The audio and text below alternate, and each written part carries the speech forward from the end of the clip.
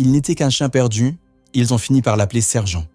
Un jour, tout ça sera oublié, mais aujourd'hui, je te raconte. C'était en 1917, à Yale. Un petit chien errant traînait près des cuisines militaires. Maigre, cabossé, sans collier, il flairait les bottes. Et un soldat l'a laissé approcher. Il ne l'a plus jamais quitté. Quand le régiment a embarqué vers l'Europe, il s'est glissé à bord du SS Minnesota en douce. Découvert trop tard et déjà en mer, il n'avait pas d'ordre de mission, mais il avait déjà choisi son camp. En 1918, il marchait dans les tranchées de la Meuse. Il ne parlait pas, mais il comprenait. Il flairait les obus avant qu'ils ne tombent. Il alertait avant les attaques au gaz. Il traversait les no man's land seul pour retrouver les blessés que les hommes n'entendaient plus. Il portait des messages attachés à son collier. Il slalomait entre les balles, sautait les barbelés. Petit, rapide, invisible. Mais un jour, il a chargé. Un espion allemand tentait de s'infiltrer. Et Stubby l'a senti.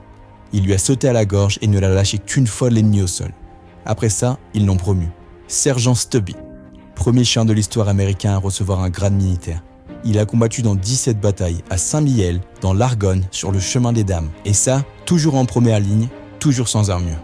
Quand la guerre s'est tue, il a défilé dans les rues de New York. Uniforme cousu sur mesure, médaille sur le poitrail, reçu par 3 présidents, applaudi par des milliers, puis oublié par tous. En 1926, il est mort dans les bras de son maître. Son corps empaillé repose au Smithsonian Museum, dans une vitrine poussiéreuse. Les enfants rient en passant. Les adultes ne misent pas la plaque. Il ne savait pas ce qu'était une guerre, mais il a sauvé des hommes qui, eux, savaient. Il n'avait pas d'armes, mais il les suivait. Tu oublieras peut-être, mais au moins t'as écouté.